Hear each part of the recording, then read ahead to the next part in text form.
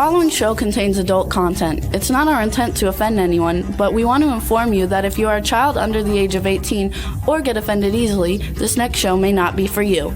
The content, opinions, and subject matter of these shows are solely the choice of your show hosts and their guests, and not those of the Entertainment Network or any affiliated stations. Any comments or inquiries should be directed to those show hosts. Thank you for listening.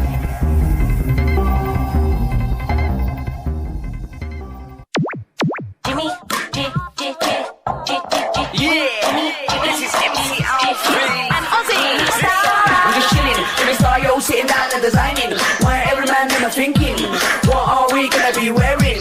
Yo, I'm a Liverpool MC, you can't test me. Big up the girls inside the party, let's get down to crazy Jimmy. Big up myself and known as Alfie, the one and only, the Turkish MC. Always love the clothes of Jimmy. Bitch, I'm your wanna be, Jimmy Star's new celebrity. We'll take you out to Jimmy Star's.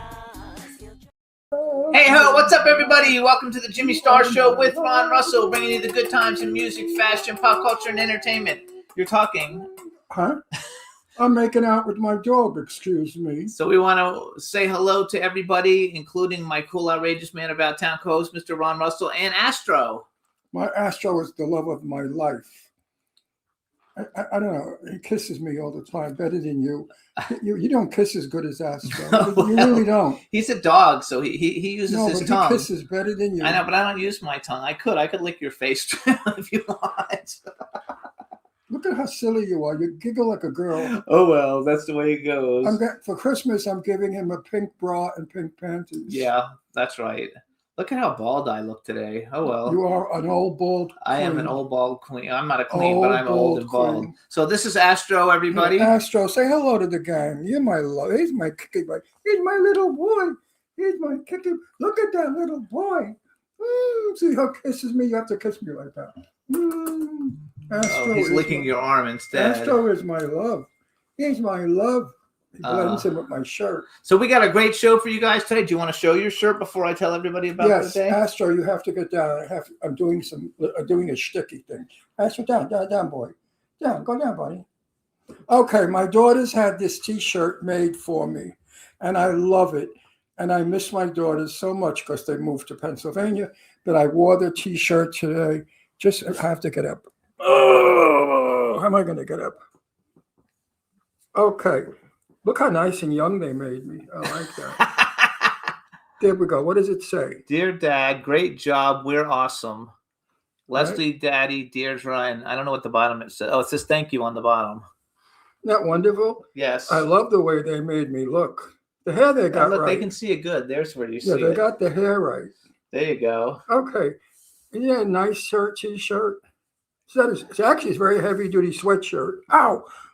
My knee is still not good, everybody. Ugh. You got to love it. I don't suggest anyone get a knee operation. If your knee hurts, just suffer it.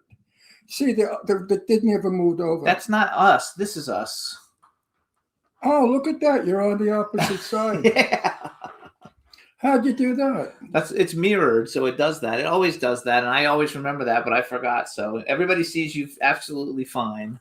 So there. All right, you guys, we have a really good show for you today. It's going to be a lot of fun. We have Tony Orlando coming on, you guys, one of the biggest stars in the history of music, and Laurene Landon. My movie star. Laurene Landon. We love to death, which we haven't seen her in a long time, so I'm happy to have her on. She's my movie star. The first time I met her, a couple of years ago. How many? 5 years ago? More. We knew her when we were in Pennsylvania, so it's about 8 years ago. And I said to her, my God, you're gorgeous, and you're like an old-fashioned movie star of the 50s.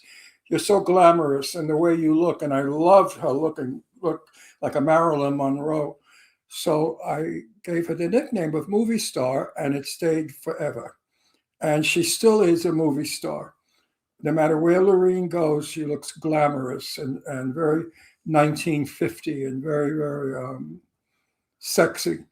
You'll see that for yourself when she comes on. Absolutely. She's so much fun, too. Yeah, I love her a lot. She's one of my closest friends. So we think she's fabulous. Although I haven't seen her in a long time. That's the funny part of our business. You know, we work together and we make out. We're jumping all over each other. We love each other. We're like brother and sister. And then after the picture's over, we don't see each other for a year, 2, 3. So I don't get it. We're such good friends on the set. And then after the film is over, we barely see each other.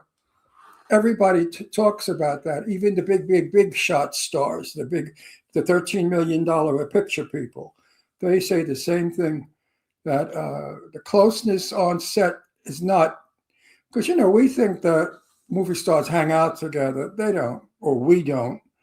We really don't.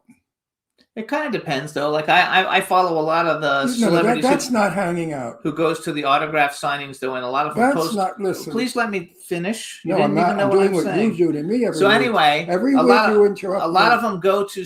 I saw one of them today saying, "Here she's doing an autograph signing with somebody who was in a movie, and they haven't seen each other since 25 years ago when they did the movie. It'll be the first time they've seen each other in 25 years." So that is true. That was so interesting. You were just saying what I said. That's not. Yeah, I'm showing it as a real proof with real people. I don't know how you have a TV show. Well, I don't know. Maybe because I'm in it, but you're not interesting at all. Anyway, you're quite dull. Yes, well, obviously the people don't. I don't know. I don't know what anybody sees in you. Oh, that's nice of you. It's Christmas. You should be nice to me. That's not nice. You know what? I'm Italian, and Italians have a wonderful saying. I got to do it in English. He who teases loves. If Italian people love to tease each other, we say the most dreadful things to each other, but we don't mean it. And I don't know why we do that. I don't know why either. But I mean, everybody I know that's Italian, that's together, that's married or a partner, they do the same thing. They say terrible things to each other. Now in Italian, che sprezzo amo, what does sprezzo mean? I don't know, who says things that aren't right, loves. Beware of my indifference, my mother used to always say. And I'm like that. I beware of people's indifference, because once you're indifferent to someone, you don't give a shit if they drop dead in front of you. So you guys, Christmas is here. You can go to jimmystarauthor.com. This is the sequel to my Funko Pop book, and I had it on Kindle, but now I actually turned it into a paperback book, Rare Pops, The Collector's Guide to the Rarest Funko Grails in the Game by Jimmy Star. So now it's available. Believe it or not, out of all the things I published, the Funko Pop books are the most popular. The other one that's very popular at the moment is called Screams for Sale, for people in the horror movie industry. How horror became Hollywood's most reliable money machine by Jimmy Star. And but the book that's most famous is the one of All My Nude. They're not available on Amazon, you guys. They're available on Amazon, or you can go to jimmystarauthor.com. It doesn't matter, honey. You blew the joke. You interrupted my speech. I don't give a shit. You blew the joke. You're homosexual. Anyway, again, I will repeat it because maybe it wasn't heard. The book of All My Nude Pictures is out. And certain pages are longer and bigger than the other pages for the obvious reason. Oh, yeah. Anyway, so we want to thank everybody for listening to the show every week. Last week's show with I do love him. David Zucker. Last week's show with David Zucker is doing really, really well, and he was a great guest. I forgot who our second guest was last week. Isn't that funny? Oh, Mark Baca Anthony. How can we forget Mark Baca Anthony, who's one of my favorite people on. Exactly. I talk to him almost every day. He's great. Now, chains, my beautiful new chains, in case you're admiring them. Because people know they're very snoopy, the audience. They know every fucking thing I do, wear my hair comb, my everything. Anyway, what happened was it was freezing here. I mean, really cold, 47. And we were going to dinner, and I put on my black sweatshirt hoodie, and not realizing, stupid me, I had my chains on, and when I took the hoodie off, it ripped both chains. So now we bring the chains to the jeweler to see what it would cost to fix the locks. One chain, he wanted $285 to weld it. I told him to go fuck himself real quick. I did. I swear to God, I said that. I said, you got to be fucking kidding me. $285 for one clasp? Get out of here. So anyway, we walked out. Then the other one they wanted like 300 for. That chain, the jeweler tells me, he's, oh, this chain is very expensive, but it's very old. I said, yes, that chain's over 50 years old. And my horn, my solid gold diamond horn, was on that chain for 50 years, never came off. So Jimmy, the other day, surprised me, and he gave me one of my Christmas gifts. And it's this beautiful gold chain with my star. And I love this one. We have matching stars. This is a snake chain with, anyway, that's that, kids. So, you know, it pays to marry a faggot because they're very good to you. Wait till you see Christmas. I got you some nice things for Christmas. It'll be fun. So you guys, you can listen to the Jimmy Star Show. What'd you get me? I'm not telling you. You can listen to the Jimmy Star Show with Ron Russell. You guys, we're on Podbean, Apple Podcasts, iHeartRadio, SoundCloud, iTunes, Spotify, Amazon Music. If you want to watch the videos, you can go to YouTube. Excuse me, we're on Google Podcasts, Radio Public, TuneIn, and Amazon Prime. We're also on about 150 other platforms, but a lot of those people don't really know what they are, and everybody knows these. So these are the ones that we And the mentioned. reason being we're on all these networks is because of me. Not really. Yes, it is. We were on all of them before you even came on the show. Before I came on the show, you were a little crappy radio show out of We were a radio out of the Alligator Alley studio. I came on the show, and suddenly I brought all the celebrities on and all the big shots. Oh, yeah, right. And You're so full of then shit. my humor got on, and everybody watched. And they listened. I said to Jimmy, "I don't do radio. I only do television. In the meantime, Let's go television." So we are on television, but in the meantime, 99% of everybody who listens to us listens. They don't watch. Don't believe this fag. No, that's Do true. not believe him. He lies to his ass. Do not believe him. More people listen to us than watch us. How do you know? What do you know? Everybody's I get the statistics every What month. statistic? I get the month. If we Yeah. get 1 million plays, it says you got 23,000 on YouTube You're full and of shit. 900,000 You're on. full of shit. I am not. You lie a lot. I don't You lie do at all. I've caught you in so many lies. Oh, yeah, right. Anyway, it doesn't work that way. Most people listen to us, but we do have it available that you can watch us and see how beautiful Ron is by watching us That's on a fact. YouTube. That's a fact. And I also try to put the shows on, if I can, onto my Instagram and my TikTok. They have to get cut in half. I mean, like when we had people on our show, like that beautiful, gorgeous blonde who's 85 like me.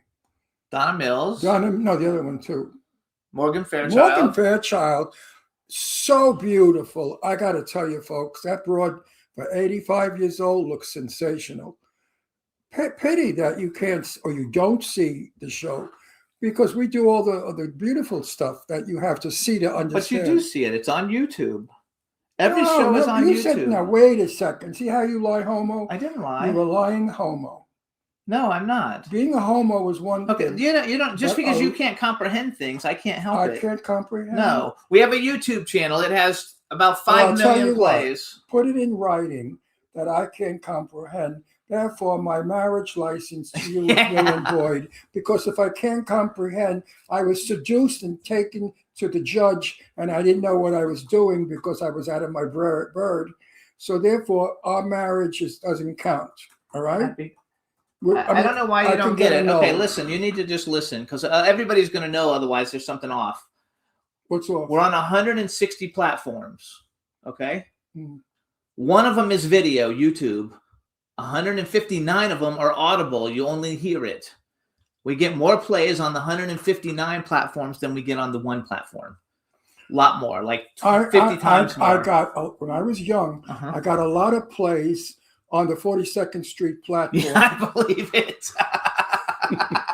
the subway. So people are starting to show up in the chat room. We want to say hey to the chat room. Hey, B. Claudia from Germany. I hope you're doing well. And Hey, your yeah, what's injuries are going on, good. B? I heard you were not all there. What happened? She's had some health issues with her What shoulder. happened? She's had some Oh, with the shoulder? with the shoulder, but The anyway. shoulder is second to the knee. And then we also have Tom Churchill in there, director. You guys, hey, welcome, nice to see you. We have Medica Tour. Stefan is in there. Cindy Who? Lady Lake is in there. Stefan. He goes by the name Medicateur. That's his handle. Who's that? Stefan. Stefan. Oh my gosh. You know, Stefan. I don't want to upset our audiences, but I'm going to beat the shit out of you on television. How many times Stefan is in the chat room every week? How many times would I have to... Stefan Daniel Bell is in the chat room. Exactly. Stefan has a last name. Okay, well. I mean, that's like me saying Jimmy. Jimmy who? Well, everybody And knows even if I me. say Jimmy Star, they still say Jimmy who. Wait, well, we got our guest is here. So you ready to go? Let's bring in our first guest. Oh, look at Ron now. Hey, Tony. How you doing? Hi, Jimmy. Hi, Ron. How you doing? I am good. Now, you're on a phone, right? Yeah, I'm on the phone. Yeah. Is that okay? Yeah. Will it turn sideways or no? Yeah, I could do that, I think. There we go. Is that better? Yeah, now you're the same size as us. Before we go anywhere with this, young, I got to say to the audiences out there, I have met thousands of celebrities, really, some big shots, some not. I got to tell you, this guy is one of my favorites, and Jimmy's too. Because thank you. A big superstar that he is more down to earth than some of the creeps that think who the hell they are in our business. Right, Tony, you're a regular Joe. Thank you so much, Ron. Thank you, Jimmy. Like weekly. You're terrific. I think it's true. Actually, we get, we bring on so many different, just like you, because you have a show, but basically everybody you bring on is famous, like really famous on your show, which we'll talk about shortly. Hang on, wait. Who was it in New York that feels like we do? Loves him. Eileen. Oh, Eileen, yeah. What do you think of Eileen? She might have Eileen is your biggest fan. Eileen is one of the greatest ladies ever in our industry. She's straight, honestly, shoots from the heart, cares, works with some of the greatest people, including you guys. Yes. Listen, Tony, try to talk her out of having breast enlargement, okay? Because, I mean, now she's got like a 93 X or something? Hey, listen, Ron, I'm 81. You're 81? I'm 85. Yeah. That should be. Yeah. But I don't have your great though. I don't have your voice. I retired 2 years ago. No, you didn't. And 64 years since the first hit record came out in '61 with Carole King. And I have no regrets. I'm enjoying my retirement. I'm in the middle of writing 2 screenplays.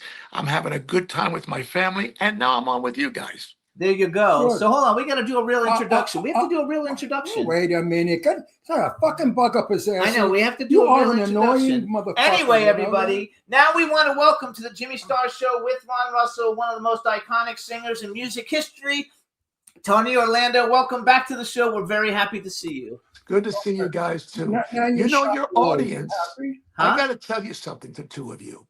The last time I did your show, I had no idea. You talk about platforms. You guys don't get out of that studio much because when I go on the road, and when I was going on the road, I would have people walk backstage to the meet and greet and go, "Saw you on Jimmy and Ron. I love that Jimmy Star." I said, wait a minute. When did you see? And then the next person, yeah, I listened to that show. You have a huge audience. My God.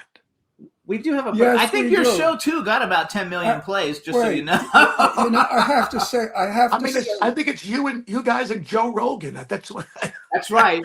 No, I have to say what it is. I told Jimmy when I came on so I had a TV show before, a TV show called Set the Record Straight. I interviewed Jane Russell, Betty Davis, Lauren Bacall, all of the old lady that were my friends. Now, I had a reputation, so I came on his show. I said, listen, Jimmy, your show stinks. It's only radio. It's only you. You're boring. So if we're going to do a good show, let's make it honest. If it can't be honest, I don't do scripts. I don't do bullshit. Everything we do on our show has to be honest. That's going to be our success. And he agreed. And that's what it is. What I said about you is honest. It wasn't scripted. I didn't make it up. It's how we feel. I've thrown a couple of people off the show. I had one cunt that was so evil, we had to throw her off because she was no good. And she was famous, super famous, singer, tremendous. You know who she is, too. She was an outrageous, coked up bitch. And she came on our show. Just to say the least, she came on our show loaded, mean as a meanish. I've never met mean in my life, and I don't like our guests running our show. We run the show. We tell you what to say indirectly. This one what to talk about. She had a mind of her own. This one, I don't know where she was going. Anyway, okay, you got your point. So that's it. This is my point. Is if the government were as honest as Jimmy and I are, we would be a fabulous country. I love it. So wait, I want to go back. So first of all, I believe that the show that we did with you, the one that not the Christmas show, but the other one, I think we got about 10 million plays. So you're a very big draw. You have a huge fan base. We have a bunch of people starting to show up in the chat room. If you could just say hi to everybody in the chat room. Well, say hello to everybody in there. I'm privileged. Let me tell you something about your show. I do a lot of these shows, and now that I'm retired, I can say, you talk about honesty. I really believe that is the key to the success of your show. And I think podcasts have helped that. And you guys spearheaded this because what podcasts did was open up honest conversation, not scripted conversation. No producers, nobody telling people when to go to commercial. It opened up the opportunity for people to really share honest feelings. I think it's a great thing. And your show is an example of that. That's why I always love coming back. And I want to thank Eileen for calling me and saying, hey, you want to do Jimmy? I say, I can't wait to do Jimmy and Ron's show.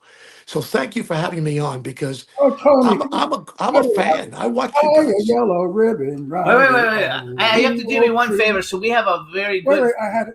Don't you? Now you interrupted me. I'm gonna put my finger up your nose. And okay, wait. I know, but we got. So we have a super fan. But wait a minute. For those stupid people out there who woke up in the world, you remember Tony's song. His song was so fabulous because it had a meaning. Tie a yellow ribbon around the old oak tree. Tony, tell everyone the meaning. Why would you tie a yellow ribbon around the tree unless you're a little nuts? Well, you know something? It's an amazing thing that happened with that song. I recorded it in 1973 on a rainy afternoon in New York City. Little did I know that it would not only go to number one, but it went to number one in 18 countries. It was the number one song in 1973 for Billboard, the biggest selling of the song of that year. But here is where it really, really mattered to me.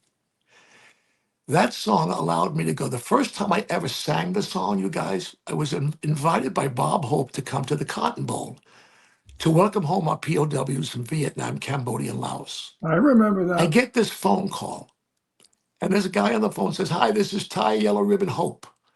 And I said, really, this is Frank, I don't believe you, Sinatra. Who is this? And he says, no, really, Tony, it's Bob Hope. And of course, I recognized his voice. And he said, I want you to open the show to welcome home our POWs. Now, remember, I had never sang this song publicly yet. Something in Bob Hope knew, because I guess for his work with veterans for all those years, that opening line, I'm coming home, I've done my time, was very relevant and very powerful for the moment at the Cotton Bowl to welcome home those POWs. So there's 70,000 people there, you guys. I walk out on stage and I start singing Yellow Ribbon. And I hear 70,000 people coming to my ears, them singing along with me. It was so overwhelming. Then I looked to the 50-yard line where 500 plus of these heroes were sitting. Now remember, they all were home 2 weeks. Their eyes hadn't even adjusted to daylight yet. And they're sitting there, and I'm hearing them and watching them sing, tie a yellow ribbon. I'm going, I can't believe it. I look over to Hope, and he winks at me. He knew. But there was one POW sitting, looking down at his shoes, not clapping his hands, not singing along. And it was killing me. I kept thinking, what did I say? Did I do something to upset this guy? So after my performance, I said to Bob Hope, I said, Mr. Hope, did you see that one POW? He was looking down at his shoes. He wasn't clapping his hands. He wasn't singing along. Did I say anything to upset him? He goes, go ask him, Tony. Go ahead. So I walk over and I said, excuse me, sir, to this POW. I said, my name is Tony Orlando. I opened the show. And I noticed that you weren't clapping your hands like your pals were. And you were looking down at your shoes. Did I say anything to make you angry? He says, oh, Tony, let me introduce myself. I'm so sorry. My name is John McCain. Oh my gosh. And he said, what you don't realize is that my shoulders were pulled out of socket and my wrists were broken. They broke them on me. I can't clap my hands. The reason I was looking down at my shoe was because my big toe is keeping time to your song.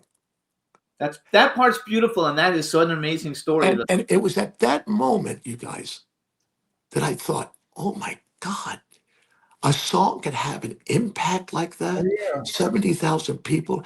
That song, since that day, 1973, not only have I reunion with them every single year since 1973, but that song has allowed me to raise over $100 million on behalf of veterans. Oh, Good yeah. for you. My Isn't neighbor, that wonderful? And I didn't write it. I was just the guy who delivered the letter. Erwin Levine and Larry Brown wrote it. But just think what this, and then it goes on. I looked in the Wikipedia just the other day, and I'm looking, and it says Yellow Ribbon, the song, since it came out, has been the reason why 18 countries have used that symbol, the yellow ribbon, for their own reasons. For instance, in Philippines, it's almost their theme song for the country because the President Aquino lost her husband on the tarmac to some terrorists.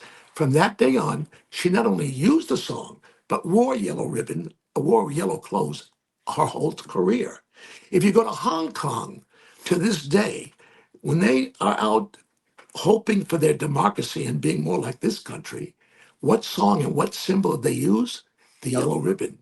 If you were in Israel recently and hoping that the prisoners would come home, the American and Israeli prisoners, everybody in the city of Israel and all of Israel, in Tel Aviv and Jerusalem, were wearing yellow ribbons on their lapels, on lampposts. They even changed, get this, they even changed the stoplights to be ambered, but in the shape of yellow ribbons.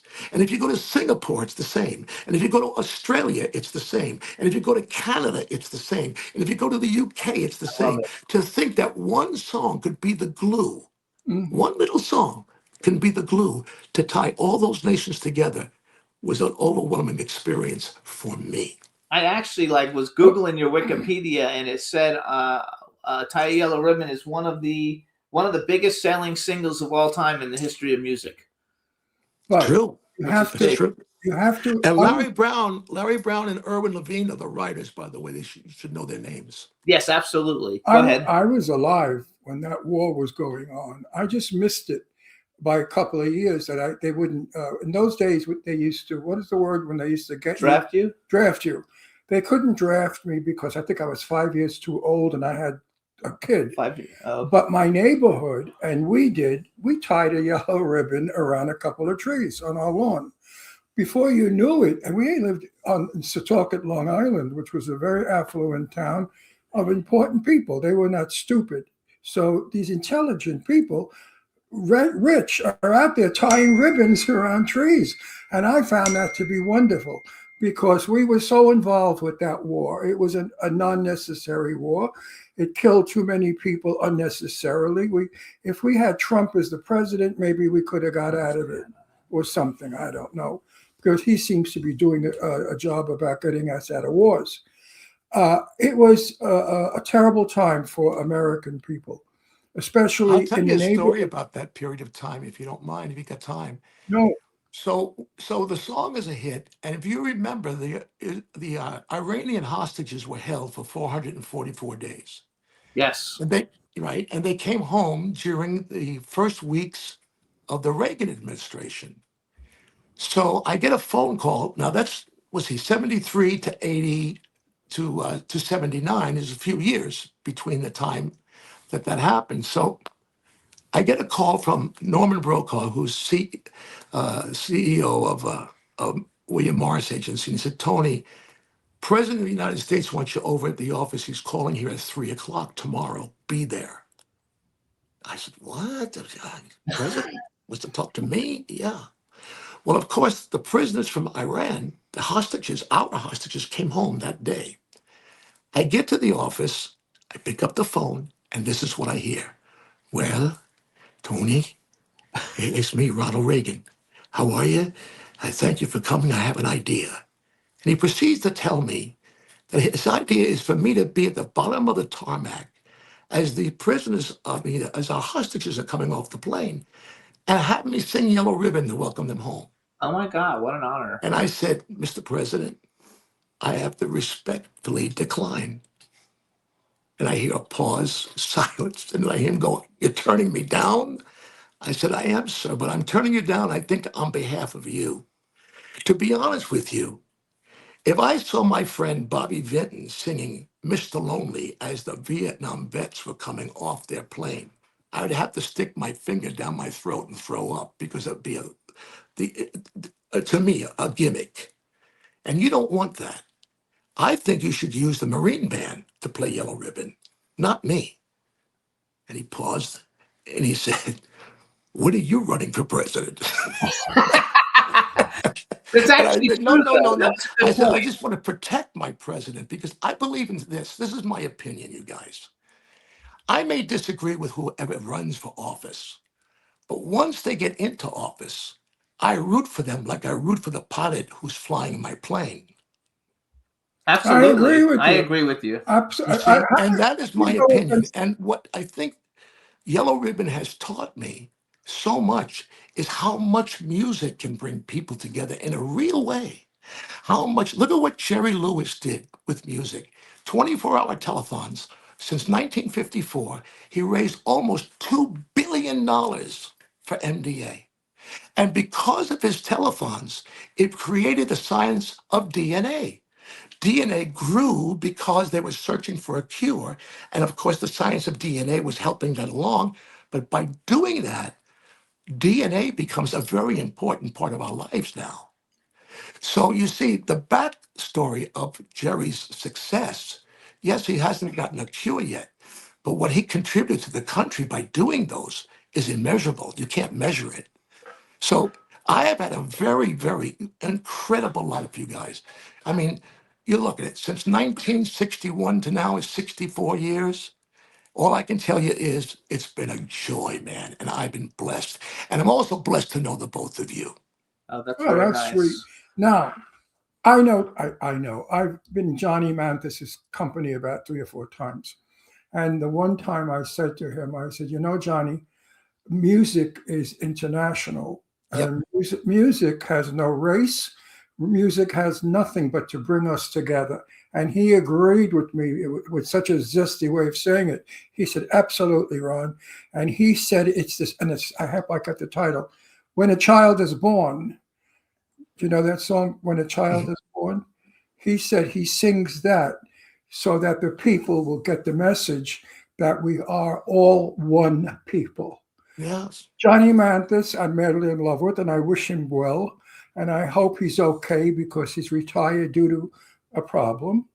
And people And I'll like, tell you why he's retired, Jimmy. I'm not finished. People like you and people like Johnny Mathis who send a message out.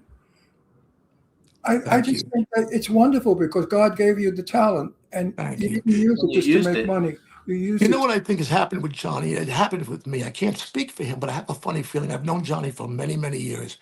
He's in his 90s. I'm 81. And now you guys do your show there and you live in New York. You're not on the road with the show, but you'd find out if you were on the road with the show, flying today is nothing but a pain in the ass. We know. Not only a pain in the ass, but it takes everything out of your body. But why? Because you got to change gates. Then you change the gates and then there's a 4-hour delay. If not a 4-hour delay, then they cancel the flight. It is so difficult to travel today. Yes, it is. So expensive to travel today that if you're at an age of 90 and they change gates and you don't have a wheelchair, you're in trouble. Okay, because they have the gates going to some other terminal, some other place. It's too much. It's overwhelming. And I think what happens is the shows start to suffer. You get tired. You get hurt. You start to hurt. And I think the shows start. And the one thing I never wanted to do, you guys, is disappoint an audience. Never. Neither do we. And so I think Johnny, myself, and a lot of performers in that age group from 80 on up have to reconsider, about retirement and let some younger performer find their way. So let me because the truth is, it's tough out there. So we live in Palm Springs, California. We don't live in New York. And recently, Ron had a knee replacement, and we went to visit his daughters in Pennsylvania. So we went to Pennsylvania, and the traveling was atrocious. One plane, the gate changed 4 times before, and it got delayed for 6 hours and changed gates 4 times, and he couldn't walk. We had to get a wheelchair person because they won't let you take the wheelchair on your own. So you had to go find a wheelchair person every time to go from gate to gate to gate. And it was like the most miserable experience like we've probably ever had flying. And so I hate it. And like you said, when I got to my daughter's house, I couldn't go up the 4 steps to get in her house. I was wiped, as you said, wiped out, delirious, dizzy. I had to go to bed. And my daughter was so worried. She was frightened as all hell. She said, Daddy, what happened? I said, I flew that fucking airline and I'll never fly it again. And it was Delta.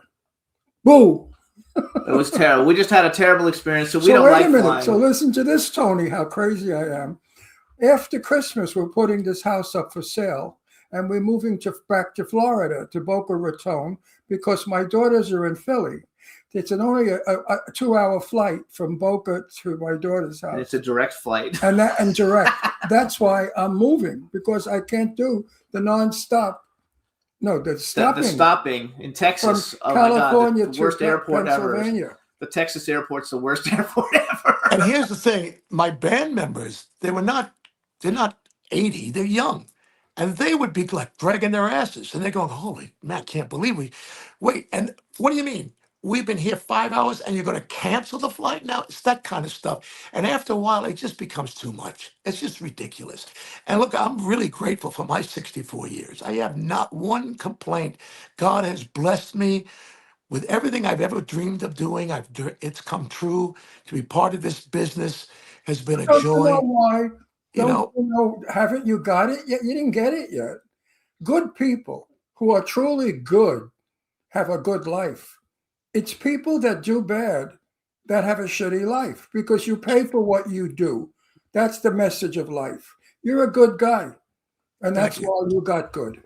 Okay? Thank you. So I know how many assholes do you know that thought they were wise, they were smart, and they were going to beat somebody out of something, and they turned into shit. I've seen it, and I'm 85, and I've seen it over and over again. I've had a good life. My life is good. I've met wonderful people. My life has been easy. I've worked. 19 was my first movie, and I worked with Sophia Loren. Tell me how lucky is that? Well, you work with the greats, Jimmy. You work with all the greats. My God, you know. We do a lot of great things, but I have 2 things we have to do real quick. First off, so we have this lady who Eileen and I work with. She's a very good friend of ours, and she does a lot of great things for us. Her name is B. Claudia. He knows. Huh? She lives in Germany, and she's like, didn't even know you were coming on, and she's super excited. If you could just say hi to B. Claudia, that would be great for us. Hi, darling. How are you? Good to see you. You know what?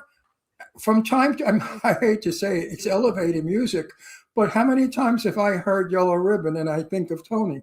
Oh, all the time. We hear that song. It still plays, you know. All over. All over. In the mall. So here's my second thing, and I want to bring it up as a congratulations because I'm looking at you now, and I watched our show that we had you on like 2 years ago or whenever it was, and you look to me like you've lost a significant amount of weight.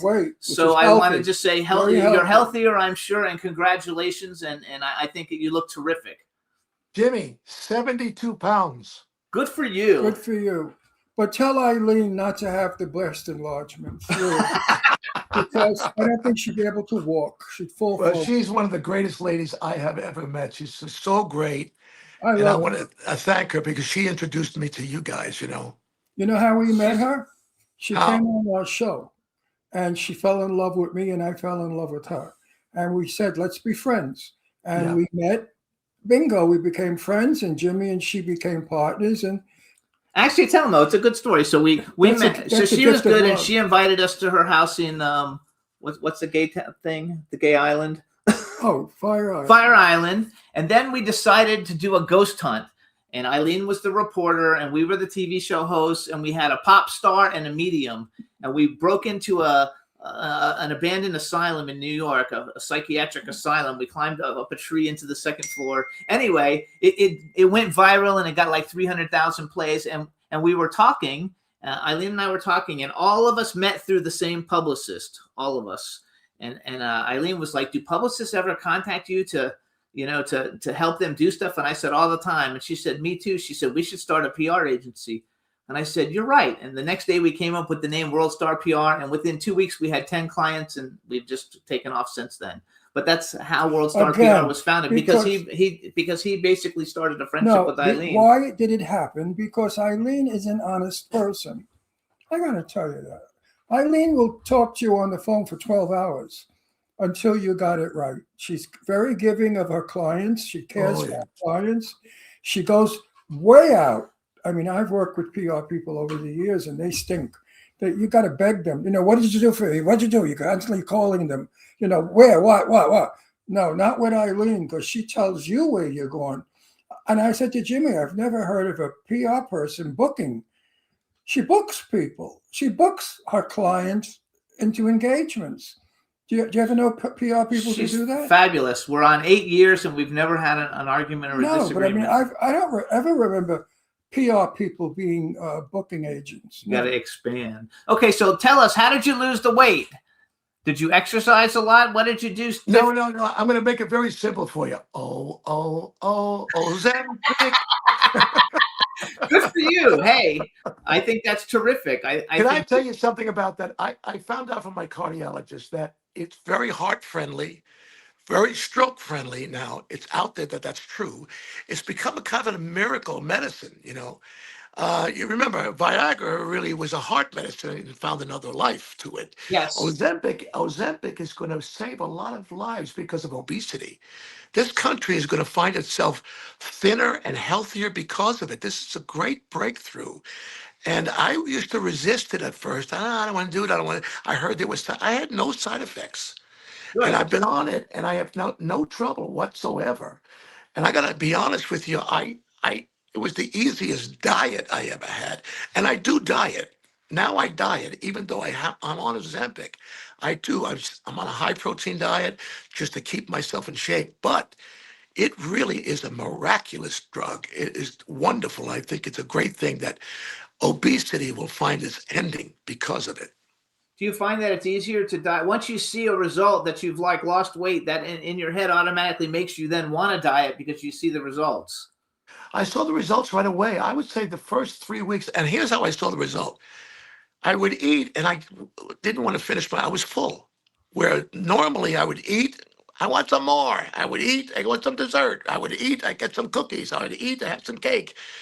Well, now I just eat, I'm satisfied, and I'm done. And for some reason, I think it even helps psychologically somehow. People say to me, how do you stay thin all your life? I said, I have a little thing that I live by. Overeat, overweight. Undereat, underweight. It's a simple math. It's a very But not everybody is that disciplined, Jimmy. Yeah, he's very disciplined. I'm very disciplined because I am one of these people who really looks at obesity and is very sad about it. I can't look at fat people because I want to say to them, stop it. You're killing yourself. Stop eating. Food is your enemy. And I got to really. It's an addiction. There's no question. Sometimes we have a very good friend of ours who's a fighter, prize fighter. And he went from being a thin fighter to a heavyweight. And now he's fat.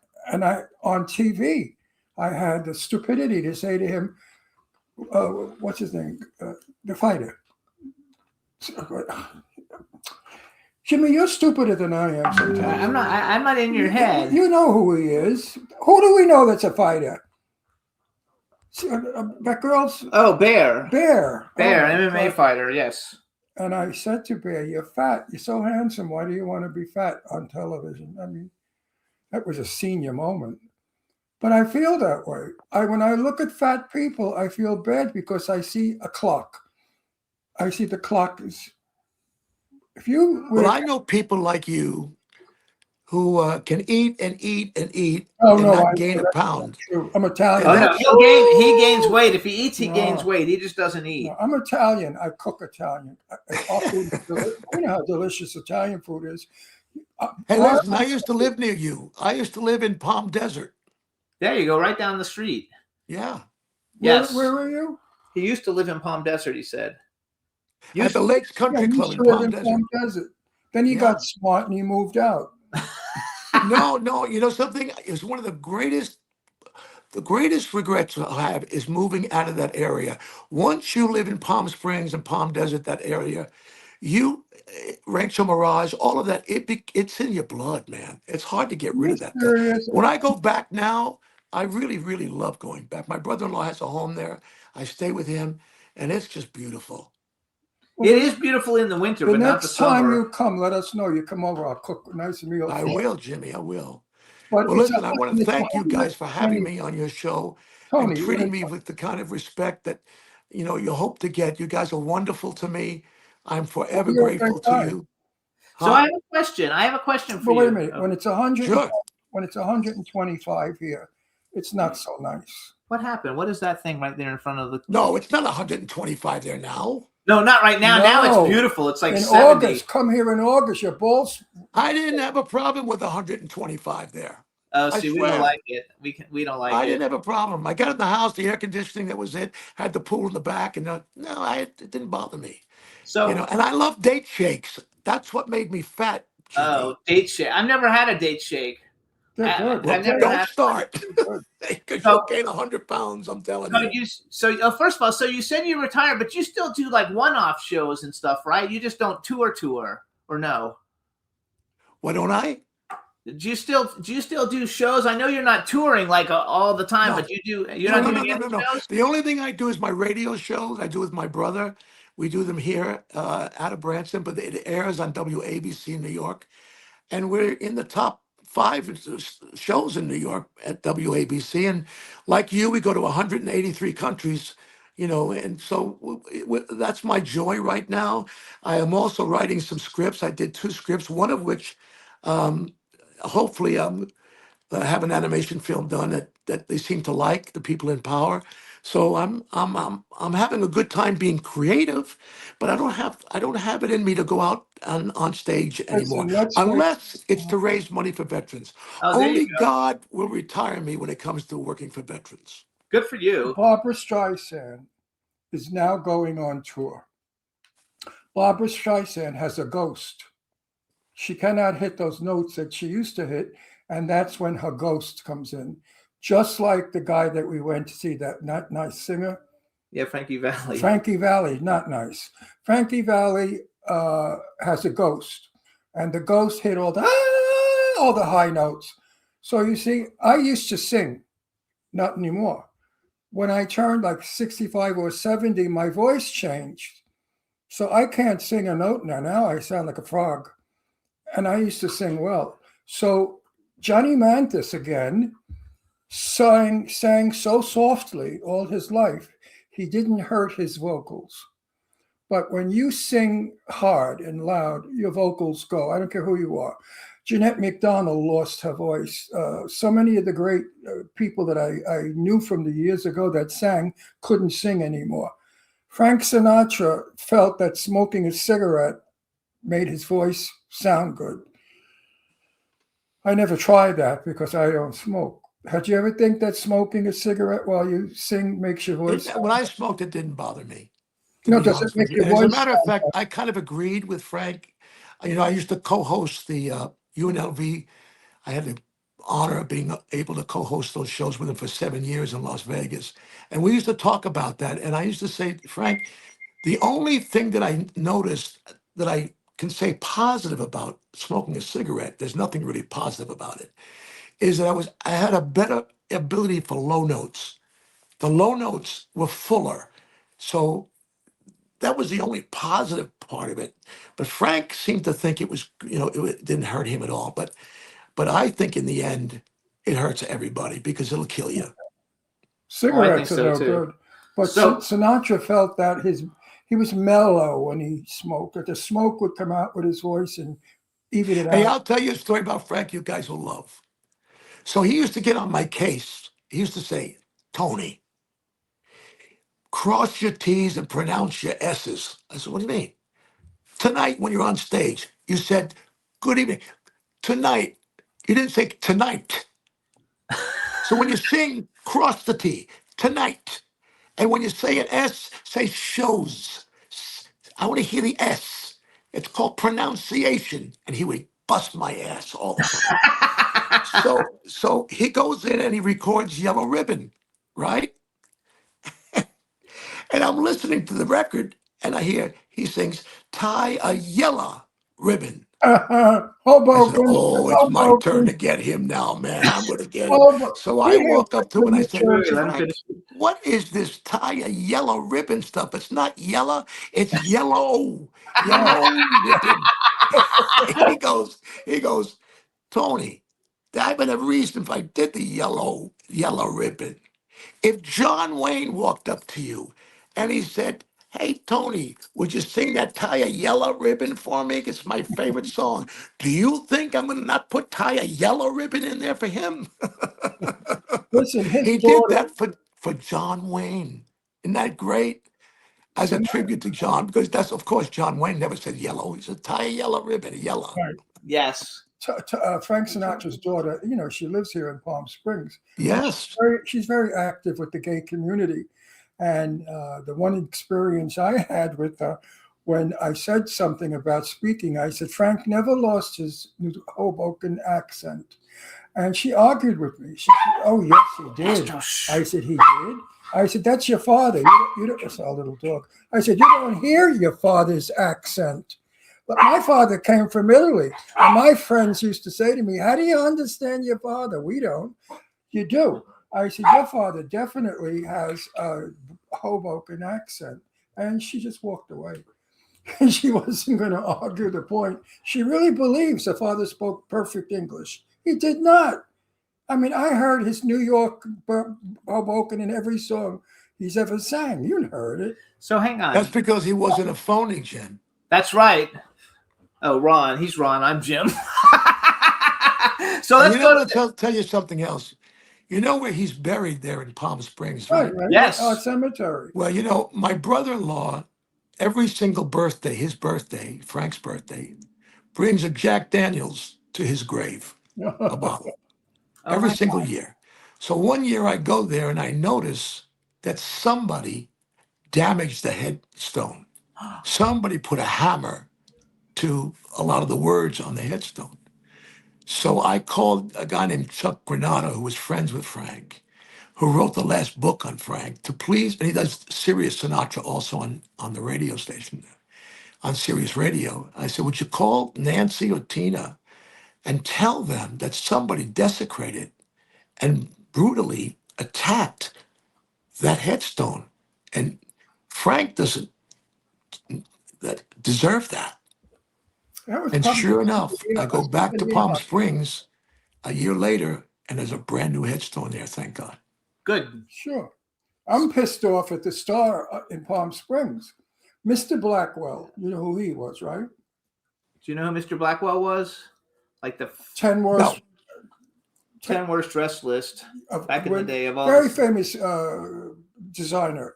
Anyway, he's my best friend. Oh, I know who he is. Yeah, I know who you mean now. Yeah.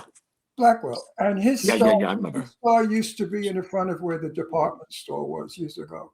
Then they did the sidewalk. Now I can't find Blackwell's star anywhere. So when I have a minute, I'm going to go after them and say, what happened to his star? Beryl Davis' star was next to Blackwell's, was there. Everybody, so how could they not put Blackwell's star back? So I will, as soon as when we get back from all our bullshit, I will do it. It's on my list. So let's. I want to know where it went. Let's do a plug for your radio show real quick. So it's WABC Music Radio, Saturday night with Tony Orlando. It's from 10 p.m. to 12 a.m. I wrote down some of the people. So you don't just do interviews. You actually play the music of all the different people that you know, basically, right? Or like, or whatever. Mm-hmm. But I wrote down some of the people that you've had on because I was super jealous that you had Taylor Hanson because I'm a huge Hanson fan. And so I wrote Taylor Hanson, Debbie Gibson, Mark Farner from Grand Funk Railroad, Crystal Gale, Keith Urban, Smokey Robinson, Engelbert Humperdinck, Gloria Gaynor, Adam Sandler. So you've had a bunch of great guests. Do you like doing interviews since you're usually the one getting interviewed? He didn't. Yeah, we've been very lucky. I call them up on the phone, And this very phone I'm using right now, if you see this microphone, when I call them up, I just put the microphone to this phone in a phone call with Adam or Lionel Richie or Clive Davis or any of the people I've had. In fact, Keith Urban just recently, I just put the phone right next to it because there's a reality to that. There's realness, like you were talking about earlier, Jim. Sure. There's no lie behind that. Right. It's not whatever happens in the interview, and so and I'm able to, after 64 years, you make a lot of friends. You got a lot of friends in this Sure. business, and they've been kind enough to come on. They normally wouldn't go on for an interview like that. So I've been very blessed.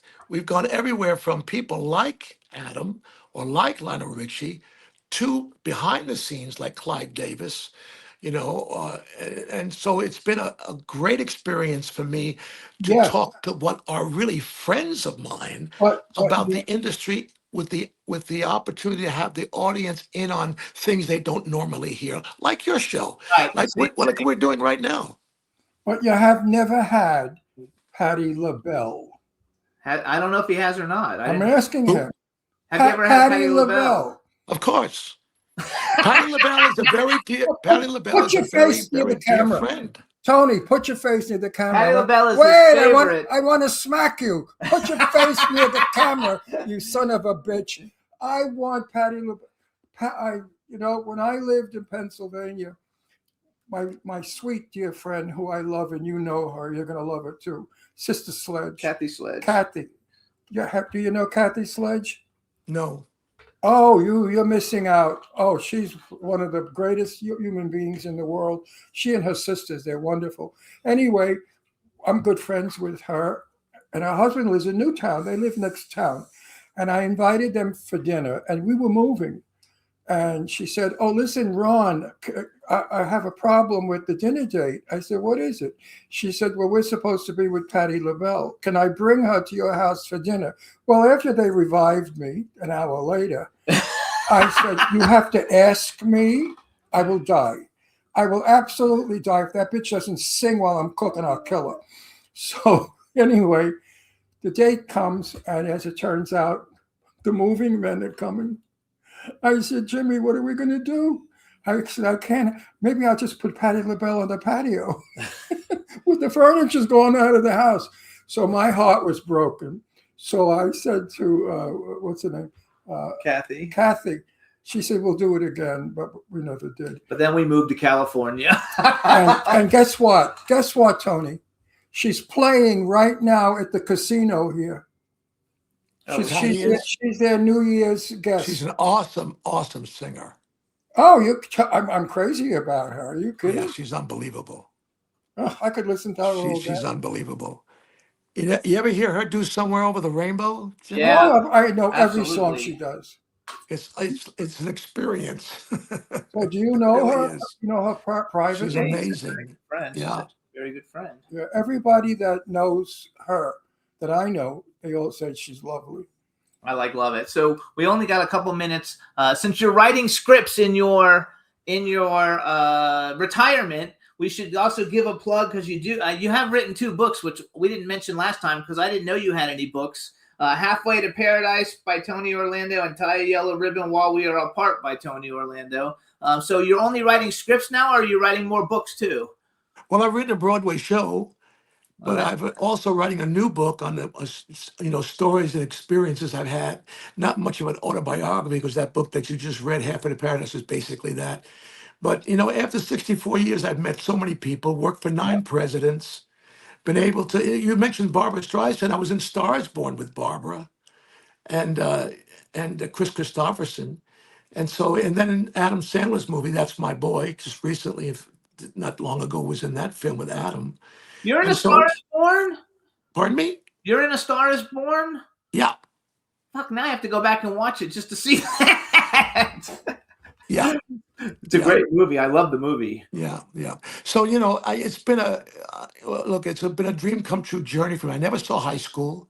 I've been able to. I had a 4-year time on CBS with my own variety show. We've sold, the girls and I don't know how many millions of records. God bless them. And now I continue on using the juices that are creative in me. Hopefully, find a new level, a new area for myself. and I continue to move on. And if I do shows, it's to raise money on behalf of veterans.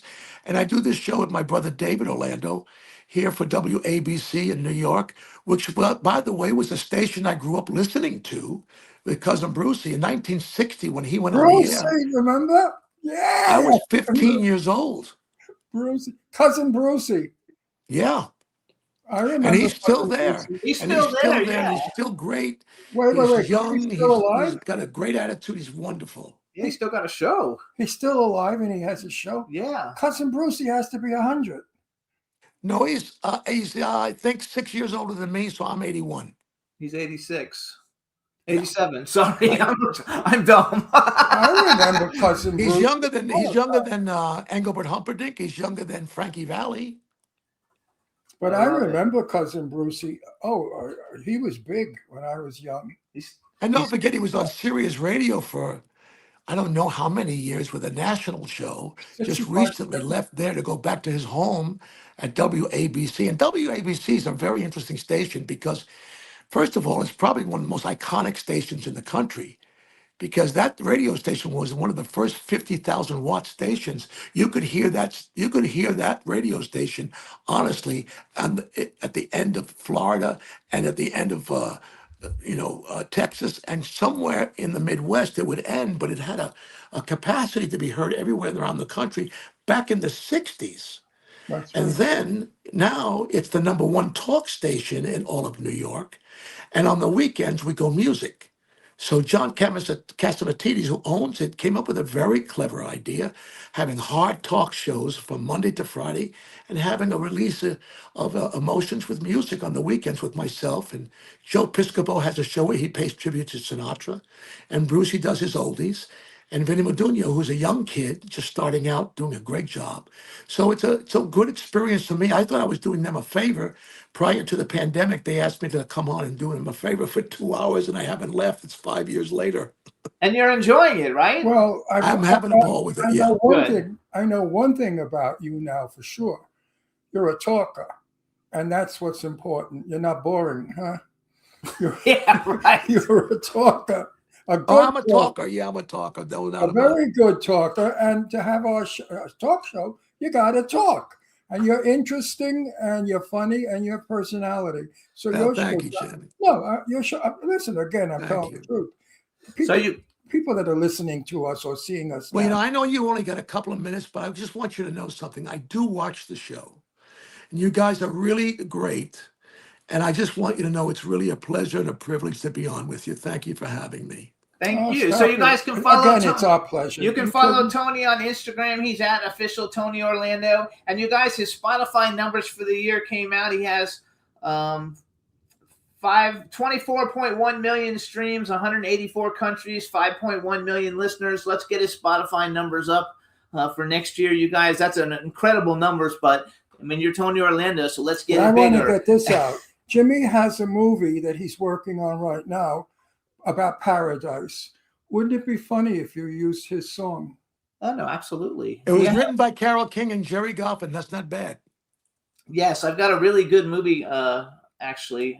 It's called I'm not funded yet, but when I get money for it, we'll talk. It's called That's actually a really good idea. Saving Paradise. I love it. And your song would be perfect for it because it tells what they're doing.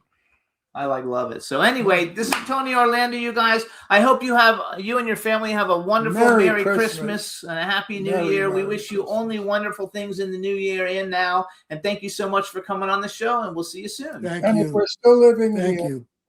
Jimmy, thank you, Russ. Thank you so much for having me. God bless, and Merry Christmas to all of you as well. Thank you. Yes. Bye-bye. Thank you, Tony. Have a good one. Hey, everybody. That's Tony Orlando. What a great we love thing. Him. We love him.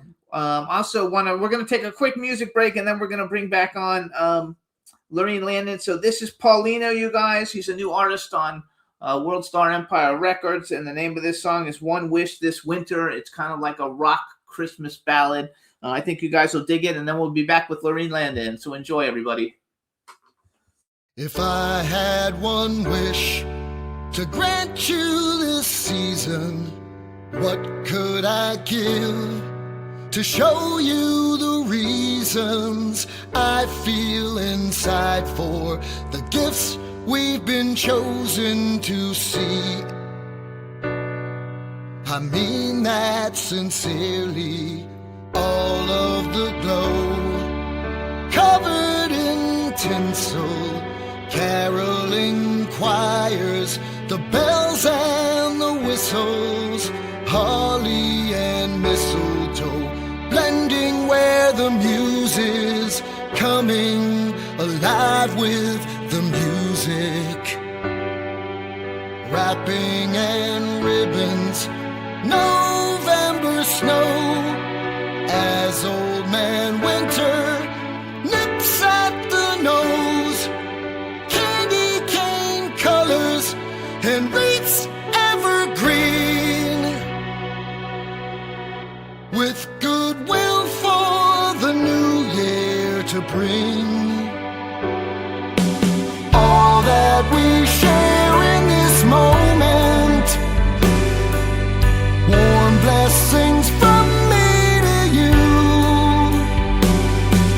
City street lights shining so bright, uplifting hearts with the moon. If I had one wish to offer this winter, before the fire burns wood into cinder, I would confess to you how much I truly adore.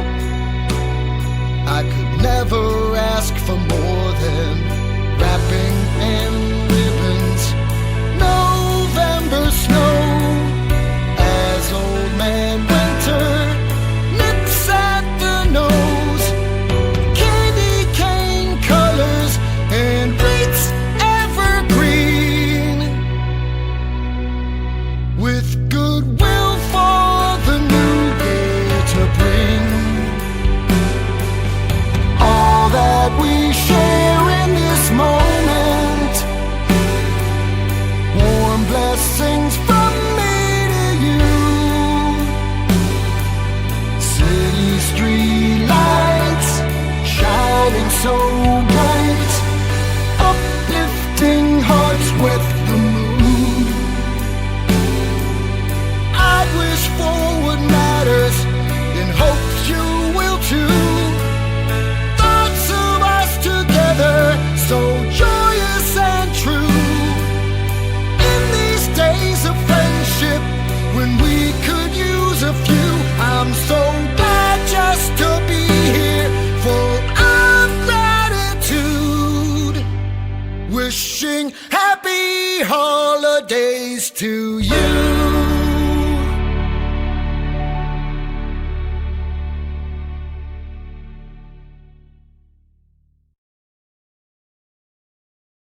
Hey everybody, that's One Wish This Winter. The name of the artist is Paulino. He's a great artist, and you can follow his music is paulinosings.com, I think. All right, we're going to bring on our superstar second guest, our favorite person on the planet, Laurene Landon. Let's see, we got her? Hey! Where am I? Where are you? I don't see anybody. I see One Wish This Winter. You don't see us anymore, for real? Because we can see you. You can see me? Yes, we can see you. You poor things. There you go. Go a little higher. There you go. That's perfect. Now we. No. Go back up a little bit more so we see the top of your head. No, the other way. Go the other way. No, that's okay. We could see your knockers. This is my new rescue. This is my new rescue. This is her new rescue. It's a dog barking. His name is Liberty. Hey, Liberty. Hold on. He's a rescue, people. We have to go back the other way. Hold on. Pull it up a little bit so we can see the top of your head. Right now we see your nose. No, we see your cleavage. And your cleavage, but go You up a want to see my? These got There you go. These got nominated for the Golden Globes. Did you know? Oh, good for you. All right, now we're gonna no, go back. It keeps going. Okay, that's where we want it. Right there. Leave it there. Is that okay? Yeah, that's perfect. I can't see anything, which is probably a good thing. All right. Well, you can just look forward. Look straight forward, and we'll be okay. All right, everybody. Now we want to welcome to the Jimmy Star Show with Ron Russell, our favorite glamorous Christmas movie star Laurene Landon. Hello and welcome back to the show. Thank you. I haven't been on in what? A long time, like 2 or 3 years. Yeah, at least. We love That's it. what you think of me. Anyway. No, we love you. No. We've had between you and I, we've had a lot of situations we had to put aside. Yes. We had some health issues, and now we're home. We're both fine, and we're on. See, how do you like that? I love you. I love you too, Ron. Plain English, love You're you. so authentic. You're both the most authentic people Yeah, I've but I ever love you. met. in my- So you're working. I'm happy. Oh, hang on one sec. We got to do some like hellos. All right. So first of all, the Wagners are in the chat room. They're saying that they love you. So first, say hi to everybody in the chat room in general. Hello, everybody in the chat room. Hello. I don't know where you are. And then you have to say hi to Cindy and to Hi, Cindy. Hi, Cindy, sweetheart. How are you? and Don Hinton Oh, Dawn. Hi, darling. Hi, Dawn. How are you, sweetheart? and the Wagners, which you must have Oh, Wagner's, of course. Sam's the boss. and Lance, Sam and Lance and Yes, Lance. I adore them. I met them at an autograph show years ago, and we've been like this ever since. Sam is drop dead gorgeous. Check her out, everybody. But she's taken. Don't go too far. So how are you? How's life? You ready for Christmas? Well, I'm kind of right now. I'm kind of nervous. I'm kind of shaking because I just saw a horror movie today, and I'm trying to recover from it. You got to be kidding. No, I'm not. With all the movies you make, they upset you? Yes. What was the movie? It's called Rudolph the Red-Nosed Reindeer. It's so funny. Anyway, there's this gigantic behemoth creature that looks like a tube of toothpaste that exploded and is covered with feathers. And it's got these teeth. And I was so scared I had to turn off the TV. It's a real no. It's not. It sounds like one of the shitty movies I'm in. No, it was on the other day, and it's my favorite Christmas story of all time. I love it too. What is your favorite Christmas story? My favorite Christmas story is I have two different ones. One of them is a modern day story, and it's a movie. It's called The Family Stone. This take long. And then mine is Bishop's Wife, and Cary Grant and Loretta Young. That was going to be my second one, and we just watched it the other night. I never saw it. What's it about? It's about Cary Grant's an angel, and he comes down from heaven to help this priest out with his church. And the story unfolds from there. It's a beautiful story, so Christmas, and Cary Grant is absolutely magnificent looking. It's the best he's ever looked in a movie. Yeah, he's better looking than any actress he ever starred out with, so that's for sure. Oh, we love Cary Grant. We have one other movie. What's the movie that we watch every Christmas Eve with your daughters? Oh, it happened on Fifth Avenue. It Happened on Fifth Avenue was another great movie. Yeah.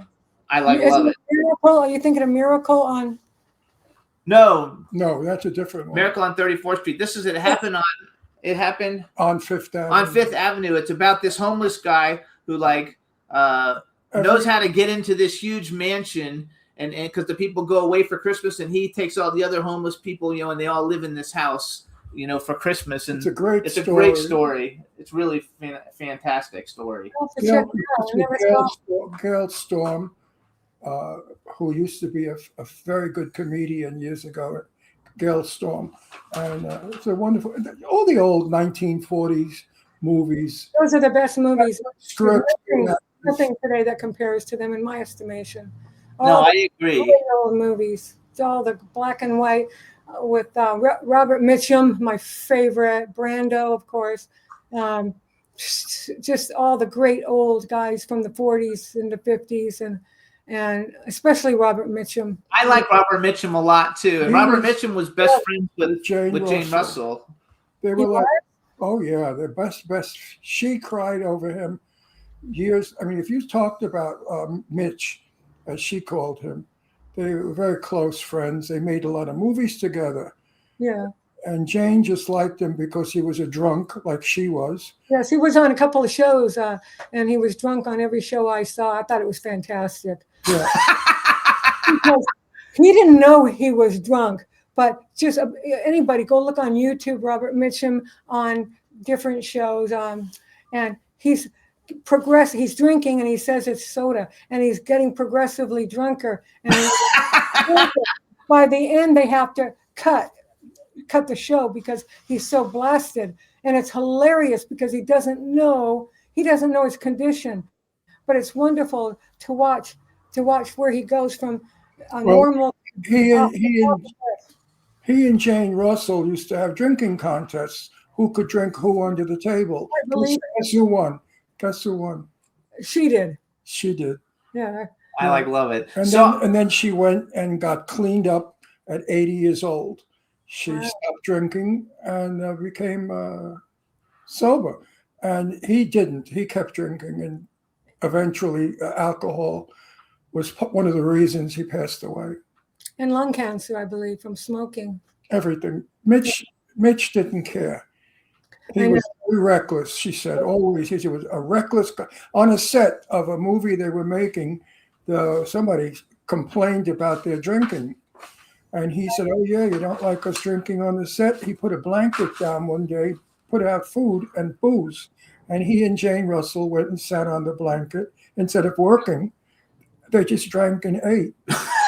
So the producer said, "What are we doing?" He said, "This is it. We're on the set and we're working." And they got smart and they said, "Okay, you can drink and have snacks on the set." So I want to brag a little for anybody who, in case they don't know who you are. Of course I know who she is. So first of all, last week on our show we had Michael Zucker, who's the writer of the original Airplane. So you guys, one of the movies that Laurene has been in was Airplane 2 with all the famous stars. She was in a movie called 100, you guys, which was fucking awesome, and she's got a big poster of it in her house. It's this huge poster, and basically I wrote it down so I could tell people. Born in a tribe of fierce warrior women, the archer and sword fighter Hundra has been raised to despise the influence of men. Superior to any male, Hundra takes a vow of revenge until one day she finds love. Was that a big hit, that movie? Oh, a huge flop. I've had some of those too. No, I'll tell you what happened with that movie.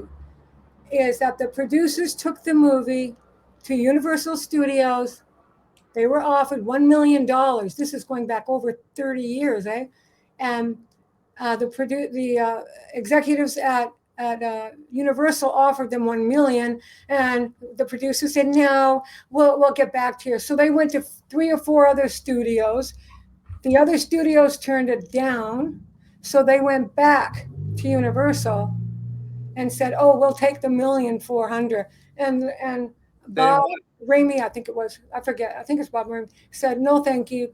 We know, we all talk, studio heads all talk." So they all knew that the money people, executive producers, were shopping Hundra to all the studios, to Warner Brothers and Paramount and 20th Century Fox, and they should have taken $1 million, but they were very greedy. But I did about 38 stunts in that film, and there's only one that I did not do, and that's falling about 8-9 stories high from a tower in Almeria, Spain. I love it. I just love it because, first of all, because you're kind of like an action hero before there were action heroes, because you did another movie right after that called Yellow Hair and the Fortress of Gold, and basically you're like a female Indiana Jones. Yes, that was true. That was shot in Almeria. The first one was shot in Almeria and Segovia in Spain, where they shot all the movies that Schwarzenegger did. The big one, Conan. Yeah. Yeah, which is the big one. And then I recently did a Blu-ray, an hour and a half interview for a Blu-ray that's coming out. I hope everybody will rent it.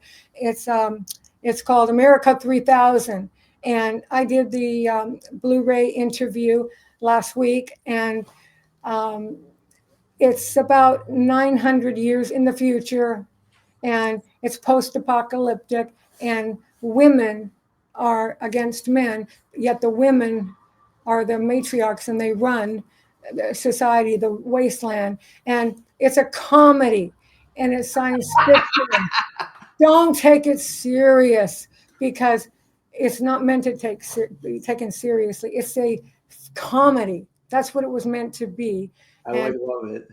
it was kind of ahead of its time because it deals a lot with social issues that we're still to this day talking about. So Okay, wait. I have. What is she? My niece. My niece Mary Brando would always talk about Mary, that happened with Christopher Brando. Christian, I was with Christian after Mary. Silence! Don't, you're going to kill the whole point. Wait a minute, I do this. And Marlon Brando's son.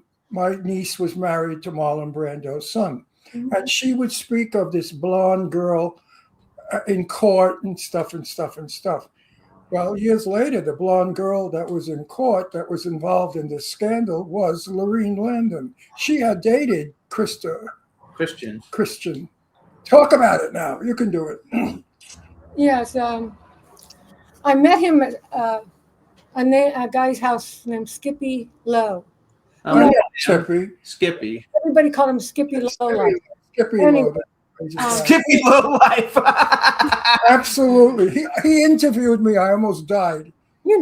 And so he invited me to come to his house on Crescent Heights. And when I went there were two guys there. One was Bill Cable, and the other was a guy named Christian Brando. And they were both being very amorous.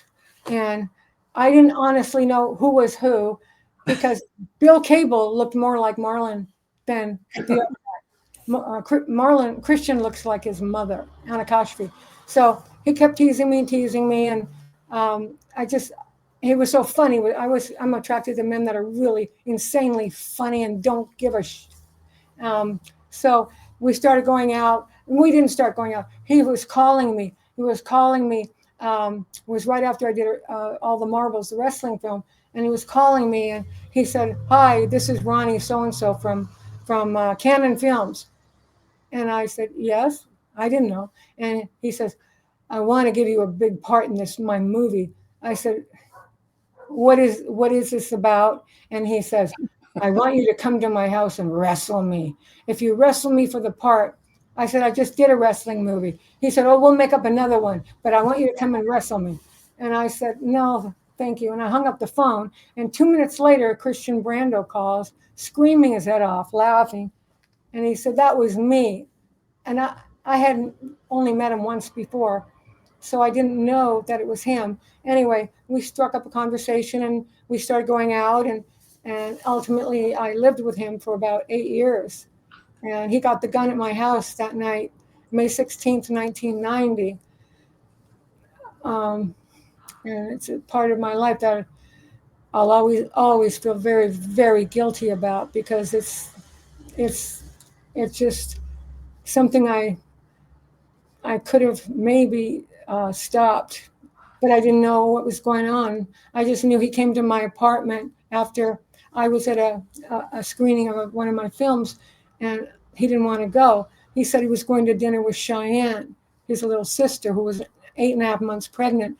So when I got home, my mom was there in the kitchen making tea, and Christian came bursting in my apartment, and he's shaking his head. He said, "She's being beat up. He's beating her up." I said, "Who's beating who up?" He said, "Cheyenne's down in the truck. I know." I said, "She's 8 months pregnant at least." And he says, "Oh, let me go to the bathroom." So he disappeared down the hall. I didn't see where he went. When he came back, he ran downstairs and said to follow him. So I ran down the stairs of the apartment, and I saw Cheyenne in the truck, and she was crying.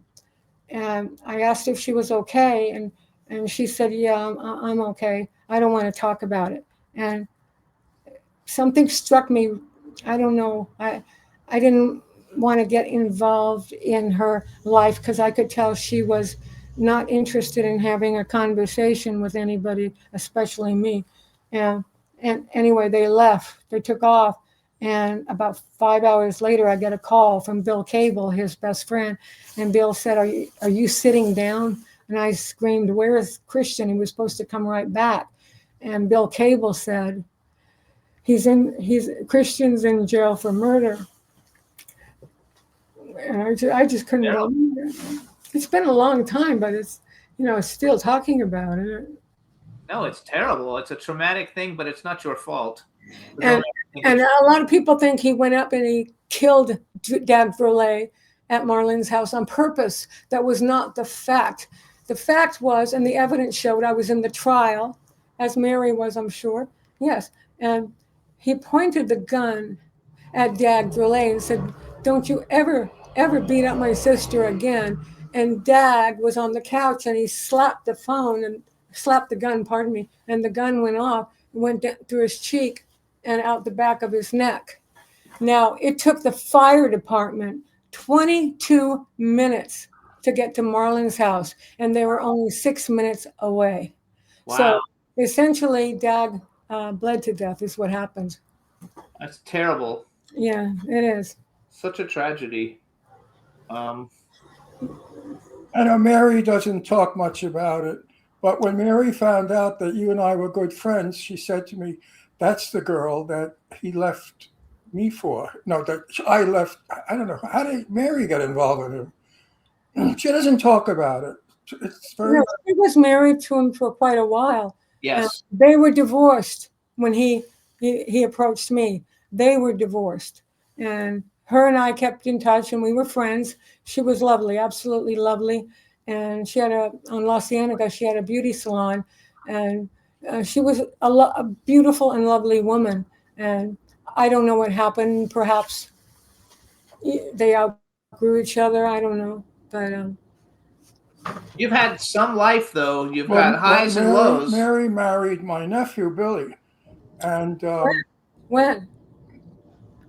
After that, right? After after he got out of jail, I guess. And is she still married? Do I still see Mary? No, she's not married to Billy anymore. No, but I love her. She, out of the whole family, she's the nicest one. She's a very Greek girl, raised very Greek. Yes, she is. And very religious. Yes. And very beautiful. I just saw her at my nephew's wedding, and she looks about 25. I don't understand how this girl, long brown hair with beautiful skin and just a beautiful woman. And I've tried to, talk about it, and she knows my business is talk. And I think she doesn't want me to know too much because I'm going to bring it out publicly, which I wouldn't. I opened the door for you. If you wanted to talk about it, you did. If you didn't, I would have let it go. The only reason I'm talking about it is because it's been so long now, and I've had time to ruminate, and people have asked me for years to write a book on my relationship with Christian and with Marlon, because I was very, very close to Marlon Brando.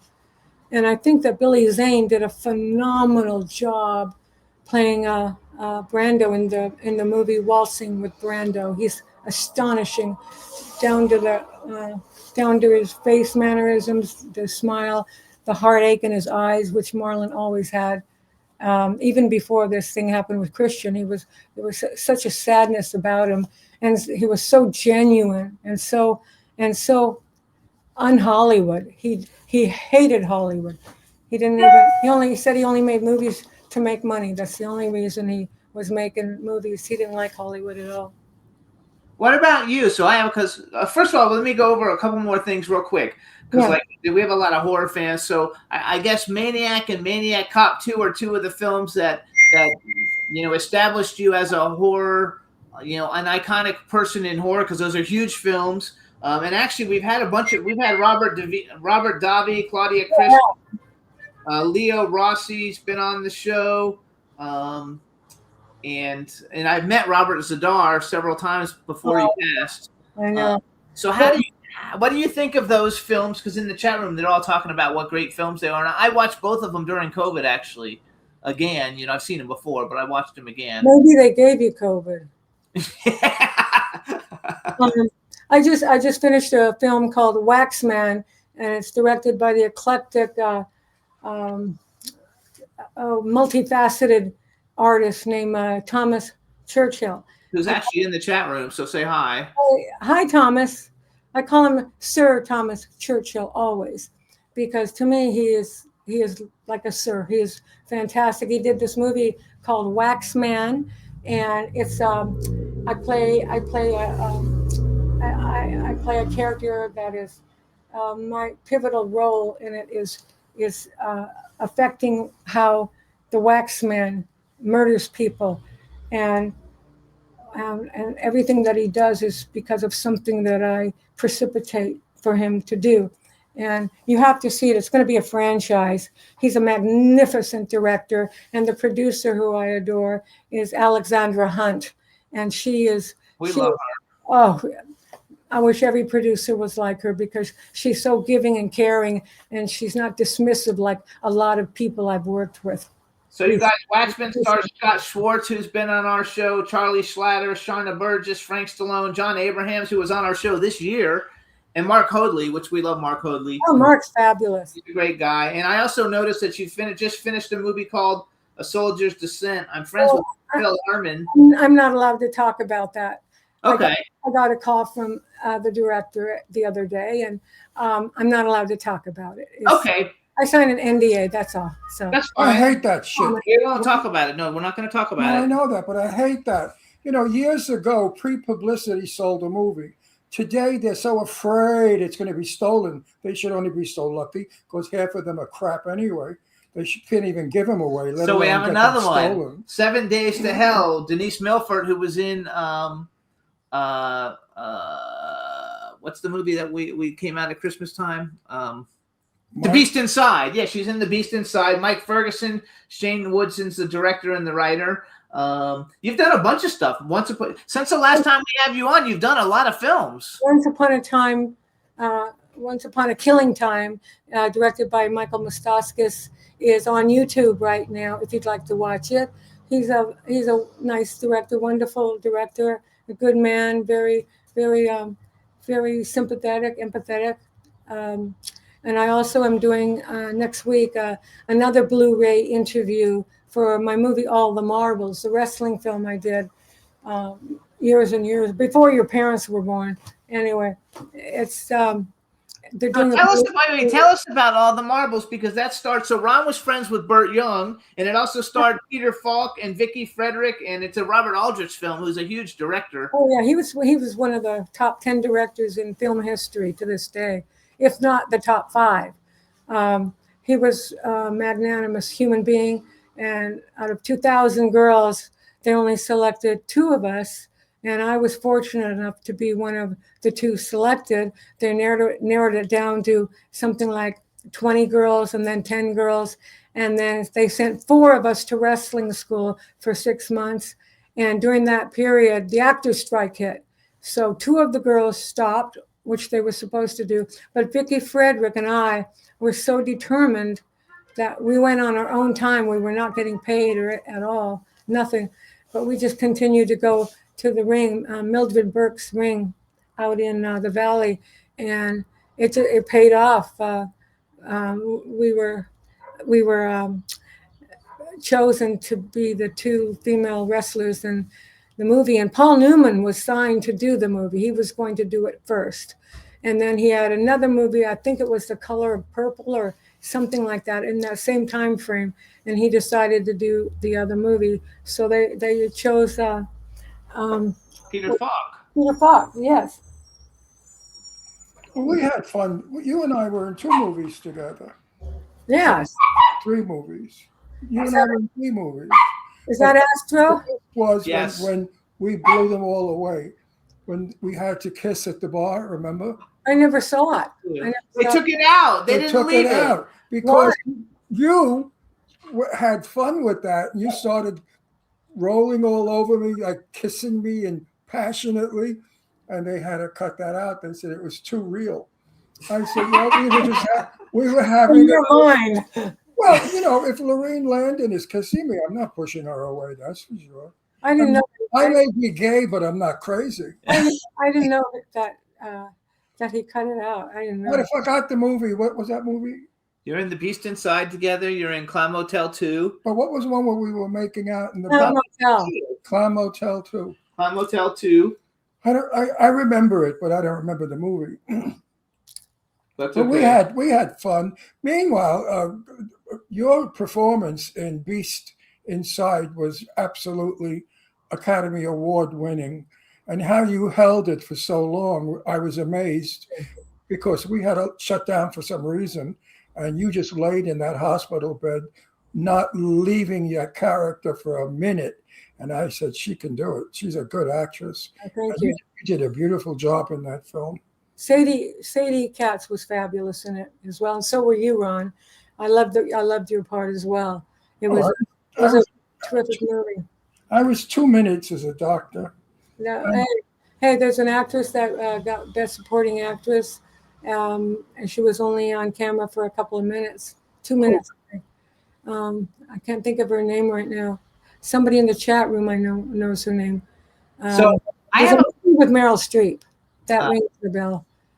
Which we should tell everybody. You have a movie too. Well, two other movies. I, The Jury is a great movie, and I love Armand Assante, Barbara Carrera, Jeffrey Lewis, Paul Sorvino, Alan King. It's a great movie. You guys should see it. Laurene is phenomenal in it. And then you have another movie that you're not in for that much, but it's a great movie. And I actually watched it after we first met you. I think after maybe the second time you were on. It's called Sky, you guys, with Diane Kruger, Norman Reedus, Lena Dunham, Joshua Jackson, Lou Diamond Phillips, Andrew Benarski, who's been on our show actually because he was Texas Chainsaw Massacre. He played Leatherface, back in the day. Yeah, they showed that at the TIFF, Toronto International Film Festival. I was there, and I got a standing ovation. And the Hollywood Reporter said, and I quote, that Laurene Landon is so fantastic in this movie. You wish the entire movie were about her. There you go. I was flabbergasted because I was not in it very much. I just played her somebody she hooks up with on the way to Vegas, and my part was much, much bigger. But sometimes the lead female has other ideas. Yes, she doesn't want to be upstage. She doesn't want you upstaging her, so she gets your part cut down smaller. No, I didn't say that, but I did. But you know what? People that do that, in the end, it doesn't work because the film is not what it should be. Oh, she was wonderful in the film. I thought she was fabulous in the movie. You think she was wonderful? She married Norman Reedus. Norman Reedus from that movie, right? Yeah, they met on the movie, and now they live in New York, and they have 2 children. Mm-hmm. Norman Reedus is really, really cool. I've met him a bunch of times. Oh, he's a doll. He just loves his. Yes, I know. Now let's talk about you privately. Where don't you have a boyfriend? I live with somebody I've been with for about 20 years. But you said he's just a friend. He's just a friend now. He helps me because I'm so technologically impugned, as you well know. But you're getting so much better. No, that's because Lady Lake helped me, and everybody's helping me. You're helping me, and I'm just not savvy when it comes to computers. It's just not my thing. I'm just not too intelligent. No, you're very intelligent. It's just you're technically challenged. No, we don't give a shit. That's what it is. It belongs to the young people. Why should I knock myself out to learn a computer and all that nonsense that goes with it? It doesn't make a living. It's just nosy stuff. No. I don't give. You have problems with technology, Ron? Yeah. No, I don't have. If I wanted to, I could do it. I just don't choose to do it because it doesn't interest me. And I have so much, I'm 85 years old, so I just have so much brain capacity. I don't need to overload my brain with nonsense. I have enough time focusing on what's real. So if you understand what I mean. So you guys can follow Laurene on Instagram. She's at Laurene_Landon. So I want to like bring up a different subject. No, I want to bring up something that I admire so much about Laurene. Okay.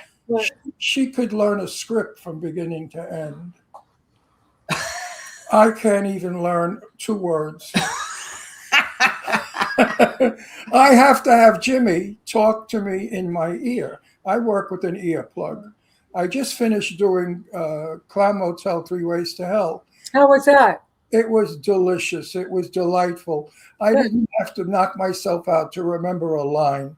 And I was brilliant as an actor and handsome as an actor because I was able to do all the shit that we do to make us look good. When you're learning lines and you're worried about your lines, your face changes because you're like this. You're worried. You're thinking. I can't see you. Oh no, I loved it because it was an easy. Everything came to me easy. Lainey Kazan, we talked about it, her being in a movie of mine, and she said she doesn't remember lines anymore. She's my age. I said we could put a plug in your ear and feed you the lines. She said I tried that with her Greek movie, and she said I couldn't act. I couldn't act with that plug in her ear. But you remember lines, right, Laurene, really easily? Everything. Yes. Well, I used to remember. I could read a script, an entire script, and read it again and have my lines and the other lines memorized. But as you get older, your brain gets a little warped. But I'm still able to do lines. I still do movies, obviously. But what I always do is I memorize the lines first and foremost, because when you memorize the lines, that's the skeleton for me. That's the skeleton. You're memorizing the skeleton. Then you put the meat on it. Which are the doings. This is what made Marlon Brando so famous. Is he was always doing something. He created naturalistic acting.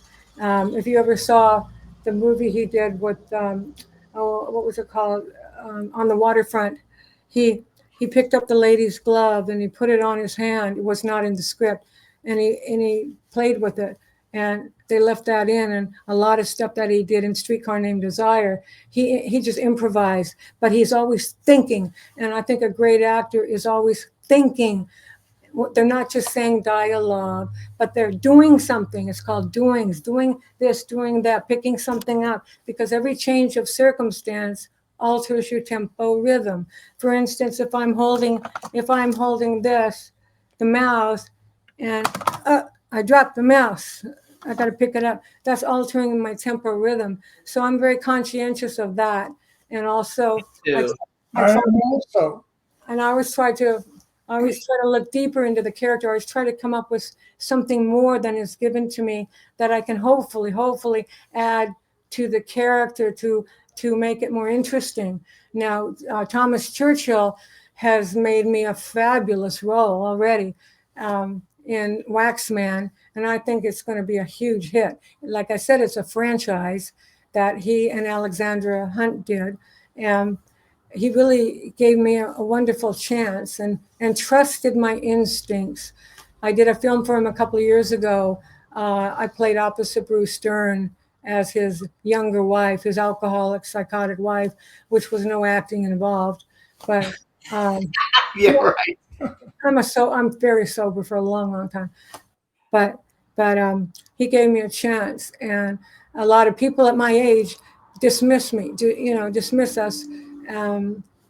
Once you turn 30 or 40, you're dismissed. You're disintegrated. Really, nobody wants to look at you. Nobody wants to talk to you. Nobody wants to go see you in a movie, and that's okay too. Because my other cause is helping animals, Yes. And I love dogs. There are 6 million dogs in the world, in the United States, 6 million that are walking the streets homeless right now. And there are at least 2.5 million that are in shelters all across the country. And it's primarily pit bulls. 64% of the dogs that you'll find in shelters are pit bulls. I happen to have 2, you might see on the wall back there. Moses, and Izzy the termite, because she ate the couch when I brought her in.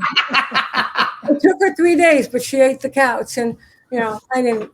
I've had that happen too. I had an Airedale that ate a sitting table thing. Oh, I remember your sofa when the dog ate the whole sofa. Yeah. God, that was a mess. No, it was okay. I didn't get upset at all.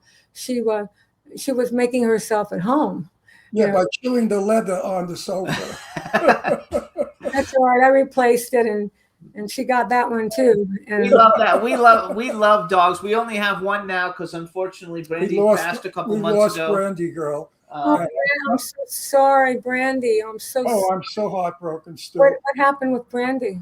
She just got old. Yeah, she was having trouble breathing, and they couldn't and fix her. She fell down. She couldn't get up anymore. It just happened literally overnight, from one night to the next. And my heart broke, and I'm still heartbroken. I'm so very, very sorry. I look at pictures of her and I start to cry. And now with my baby, Astro, if anything ever happened to him, I'm going to kill myself. Astro goes everywhere with us. Oh, yeah. No. I told Jimmy, I said, I can't live without Astro. I want to die before him. How old is he? 7 or 8. Well, that's not very old. No, he'll live a long time. So in the chat room too, they said Beatrice Straight was on camera for less than 5 minutes in the movie Network and won the Oscar. That's correct. And that was Churchill who wrote that in there for you. And there was a movie that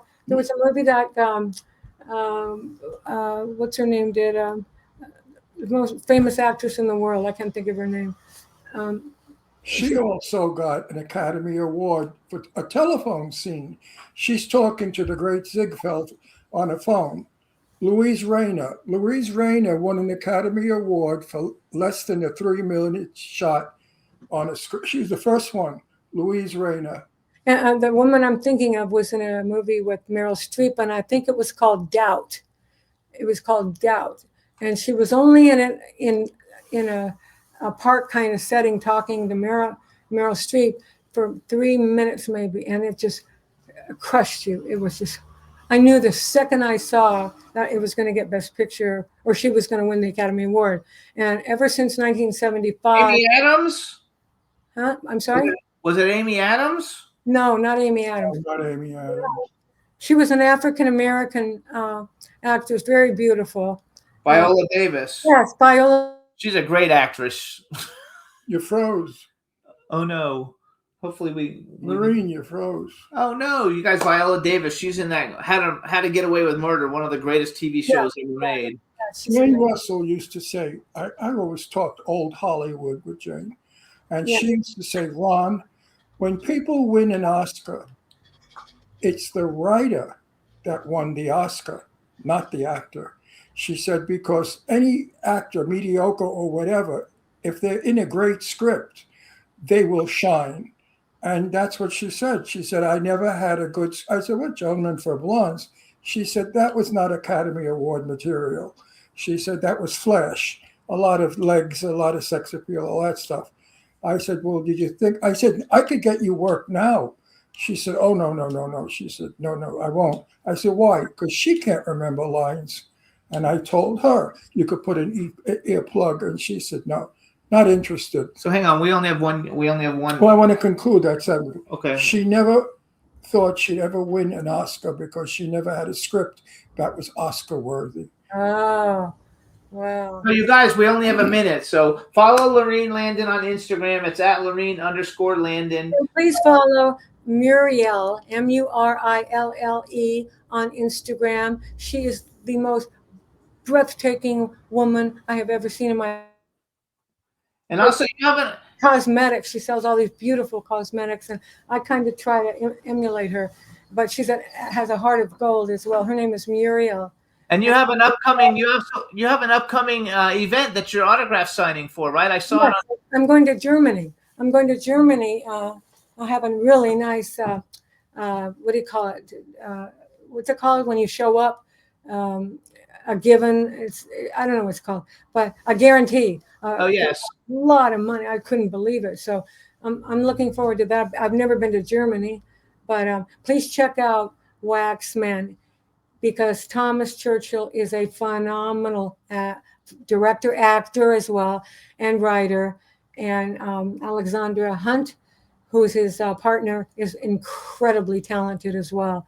And they're lovely, lovely people. So please check out their movies when they come out. Three Pigs, the Three Killer Pigs. I was in the audience for that a couple of weeks ago at the AMC Theater, and Thomas directed, wrote, and he's got a little part in it, like Alfred Hitchcock. He reminds me so much of Alfred Hitchcock.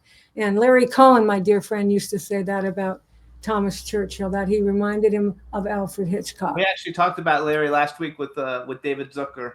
And so we have to go because we're out of time. We want to thank you for coming on. Have a very Merry Christmas. Merry Christmas, Laurene. Thank you. God bless you both. And God bless all the wonderful people that have supported me over these years.